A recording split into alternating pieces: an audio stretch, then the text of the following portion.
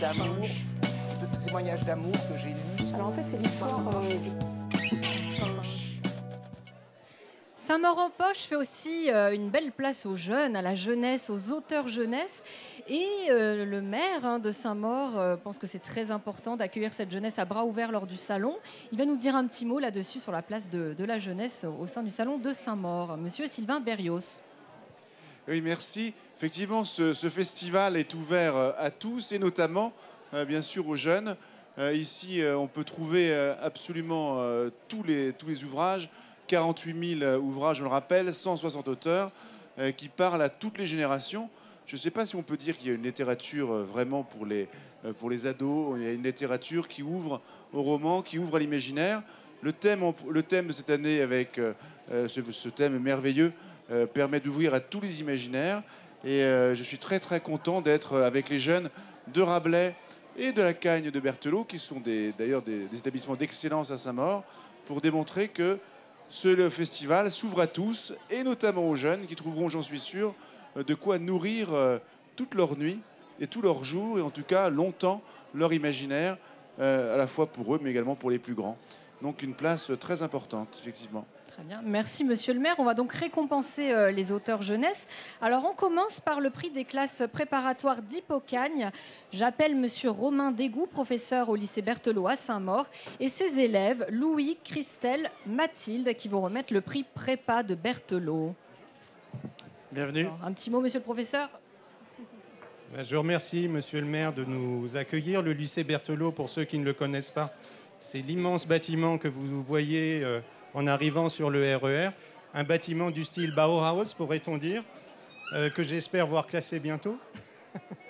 Et puis, je souhaite souligner que Saint-Maur est un lieu de dialogue, comme on le voit ici, c'est-à-dire qu'il y a une bonne entente entre le corps professoral, les anciens élèves et les élèves. Donc, c'est très important. Et nous avons choisi, je vais laisser la parole aux élèves. À qui avez-vous remis le prix cette année? Alors, nous avons remis le prix à Serge Michel et Michel Beuret pour la Chine-Afrique aux éditions Pluriel. Aux éditions Pluriel. Bravo. Alors, pourquoi vous avez fait ce choix? Alors, c'est un ouvrage qui traite de la montée en puissance de la Chine en Afrique. Donc c'est un phénomène qui a lieu quand même depuis quelques années, puis qui est maintenant très ancré dans l'actualité, qui nous parle à tous. Ouais. Il est bien sur le menton, le menton. Sur le menton. Voilà, et après, il n'y a pas de problème. Il propose aussi deux niveaux d'analyse, donc un qui nous donne des éléments un peu plus factuels pour comprendre une situation économique et géopolitique, voilà, de la réalité qui nous entoure. Et puis on a un autre niveau d'analyse qui est celui de... je sais pas, un niveau plus singulier, on suit des trajectoires personnelles d'entrepreneurs chinois qui quittent leur pays pour s'installer sur une terre inconnue, voire hostile, et qui réussissent très bien. Donc on a deux niveaux très intéressants. Voilà. Merci beaucoup.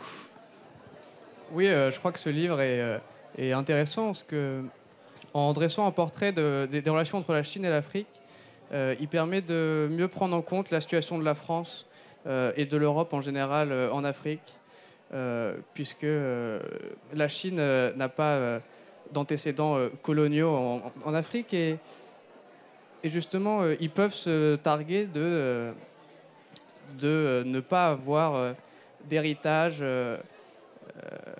assez négatif, et ça leur permet de prendre des parts de marché à l'Europe et à la France, grâce justement à cette histoire qui n'est pas entachée, et justement de jouer sur ce réflexe anticolonialiste pour se développer.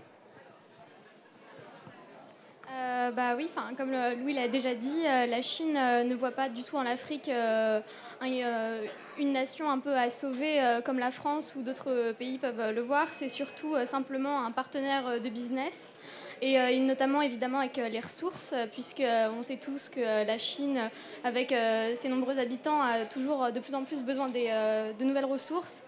Et c'est avec toutes les réserves de pétrole que la Chine trouve là-bas tout un marché à explorer. Et donc j'ai trouvé ça intéressant sur ce livre de voir comment ces relations sont traitées, véritablement du business pur, mais pas forcément négatif, mais sans préjugés. Merci beaucoup à vous. Merci beaucoup pour tout ça. On peut les applaudir parce qu'ils ont très très bien travaillé. Voilà. Je ne sais pas si Serge Michel doit monter sur scène. Alors, est-il là?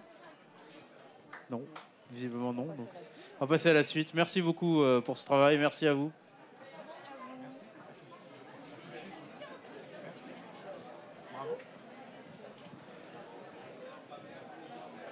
Alors, après Berthelot, le lycée et la prépa Hippocagne, on va passer au prix Rablog qui est remis par Laura, Guillaume et Esteban qui sont membres du Collège Rabelais et qui vont venir nous dire le prix Rablog pour cette année. Alors, donc, Laura, Guillaume, Esteban et puis vous pouvez venir nous rejoindre, ne soyez pas timides, on y va. Voilà. Alors... est-ce que vous pouvez nous dire à qui est attribué le prix Rablog? Vous battez pas surtout. Je me suis laissé dire Alors que vous avez eu du mal à choisir. Alors c'est qui a gagné? Alors qui a gagné? Il y a un suspense insoutenable, hein, vous avez remarqué? Alors monsieur le maire. Les élèves de Rabelais souhaiteraient d'abord présenter leur travail et ensuite donner le titre de leur choix. Alors, il y a pas de problème, on va respecter la jeunesse, c'est leur titre à eux. Très bien. Pour le cas, je me trompe, comme ça. Bonjour, monsieur, dames. Nous sommes des élèves du collège François Rabelais et nous animons Nous sommes des élèves du collège Rabelais et nous animons le Rablog dans le cadre de nos cours de français. Nous remercions notre professeur, Madame Riff, et nous remercions surtout Samar en Poche de nous avoir invités à participer à ce grand événement et de nous avoir offert les livres de la sélection 2014 et du matériel pour installer et décorer notre espace.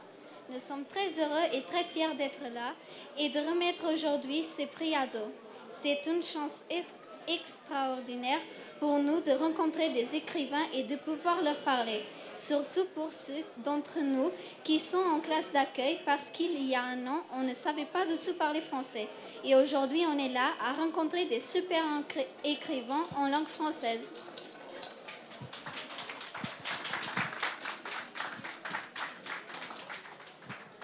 Donc tous les livres étaient vraiment formidables et ça a été très difficile de choisir. Donc déjà, on a demandé aux internautes lecteurs du Rablog de donner leur avis. Donc on veut vraiment saluer monsieur Eli Anderson, auteur de Oscar Peel, qui est venu en tête des sondages et qui avait fait de fervents défenseurs au Rablog.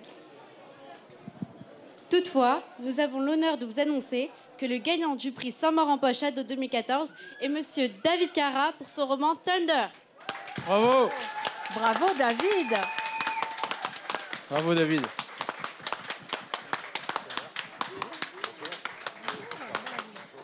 Je vous ai déjà fait Quel honneur David, bravo. Pardon, je vais me glisser. Ce roman captivant et palpitant a comblé chaque lecteur. Le personnage principal est attachant et très courageux. Ce livre mérite amplement la reconnaissance des jeunes. Ainsi, en vous remettant le prix jeunesse, nous vous remercions et espérons que le cœur de chaque prochain lecteur soit touché par le Thunder. Merci. Oui, applaudissez-les quand même.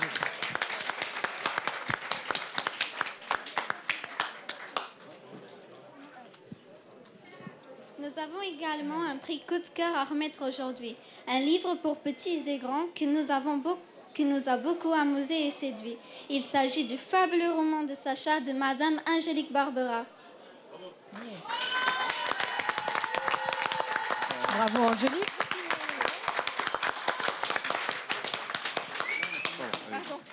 C'est l'histoire d'un petit garçon qui déteste tout et qui va découvrir le pouvoir des mots et le plaisir de la lecture. Merci, merci beaucoup. Peut-être que les deux auteurs reconnus par la jeunesse vont vous donner un mot chacun. Un mot, déjà merci, c'est mon premier prix. Pour une première incursion dans la littérature jeunesse, c'est une belle récompense. Je suis surtout très content que vous ayez apprécié l'histoire des personnages et j'espère que ça ne vous décevra pas à l'avenir.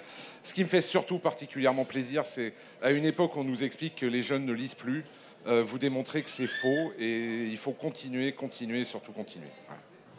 Voilà. Oui. Merci. Merci beaucoup aux enfants d'avoir choisi ce roman. J'ai eu beaucoup de plaisir à l'écrire. Je ne peux pas dire mieux que ce que mon prédécesseur a dit. J'adhère à tout ce que vous avez dit. Vous êtes l'avenir. Et surtout, découvrez la lecture, les histoires et laissez-vous emporter. Voilà. Merci. Merci à tous. On a un 3e prix à décerner. Pour cela, on appelle Audrey Roch, du Café des Merveilles, du Café Zoïde, si elle est parmi nous. Elle doit remettre un 3e prix. Non ? Voilà la superbe Audrey. Regardez comme elle est belle. Bonjour. Alors, pour la catégorie des premières lectures avec des enfants de 7 à 10 ans, on a choisi avec le Café Zoïde et le Café des Merveilles de proposer 4 ouvrages. Et les enfants se sont prêtés au jeu. Ils ont lu les 4 ouvrages, ont débattu entre eux de ce qu'ils avaient aimé. Ils ont donné leurs avis et ils ont choisi un livre qui est leur coup de cœur de cette année pour le prix Saint-Maur-en-Poche Jeunesse. Je vais leur laisser la parole, ils vont vous expliquer. Moi, j'ai préféré Feriel parce que c'était un livre de réalité et des choses qui nous arrivent dans la vraie vie. J'ai préféré... Comme ça. Je sais pas ce que je vais dire. Pardon? Je sais pas ce que je vais dire. Tu dis ce que tu as aimé, celui que tu as préféré. La confiture de leçons. Parce qu'elle était drôle. Parce qu'elle était drôle? Et quoi d'autre? À des moments... Les personnages t'ont plu? C'est les personnages qui étaient... C'est les personnages qui étaient drôles? Oui. L'histoire? Oui. Oui? Bon, merci beaucoup. Bravo. à eux. Et à l'issue d'un vote, les enfants ont chacun argumenté pour le livre de leur choix. Et le livre qui a obtenu le plus de suffrages, c'est le livre de Jean-Claude et Stéphane, Rocky et compagnie, de la série Rocky et compagnie, l'anniversaire d'Enzo. Bravo. Alors, je ne sais pas si Jean-Claude et Stéphane est là. Ah voilà, le voilà. Bonjour. Merci, bravo. Merci, bonjour. Merci. Bonjour. Je vous remercie beaucoup le jury pour ce premier prix pour la série Rocky et compagnie que j'ai apporté aujourd'hui ici. C'est une collection pédagogique qui a pour but d'aider les enfants dans leur quotidien. On a fait déjà 3 tomes, dont un, par exemple, sur la liberté, qui s'appelle « Vive la liberté », et également sur le respect des animaux. Nous savons tous que c'est bientôt les vacances. Il y a plein d'animaux qui sont sur l'autoroute. Et dans chaque tome, il y a toujours une partie pédagogique où Rocky donne des conseils aux enfants. Et pour nous, c'était vraiment très important de toucher les enfants de toutes les nations. C'est pour ça que c'est une bande multiculturelle. Il y a un enfant qui a des parents mixtes, un papa qui vient d'Afrique, une maman qui est blanche, une petite asiatique. Et je crois que ce que j'ai entendu dans le résultat du jury, c'était que les enfants pouvaient s'identifier en fait au personnage. Et donc c'est vraiment très encourageant pour nous. Et pour nous, c'est vraiment un très beau début pour la série qui existe depuis septembre dernier. Je vous passe le mot à Jean-Claude Gibert. Merci Stéphane. Je voulais tout d'abord remercier les organisateurs du salon de nous avoir invités. Également le Café des Merveilles. Et un grand merci à Rocky et ses amis qui vraiment ont fait un bon boulot. Je vous remercie beaucoup. Eh bien, merci à vous et félicitations. Merci à vous et bravo. Eh ben, un roulet jeunesse, hein, ça c'est fait, David. C'est ça, je voulais juste préciser et vous dire à tous que au fond du salon là-bas, vers là-bas, vous avez tout un grand rayon jeunesse, justement, où il y a des lectures, des ateliers de création. Vous pouvez y aller avec vos enfants, c'est super sympa. Il y a des bonbons, ainsi de suite. Donc allez-y, n'hésitez pas, ça sera vraiment très chouette. Et merci à vous tous et bravo.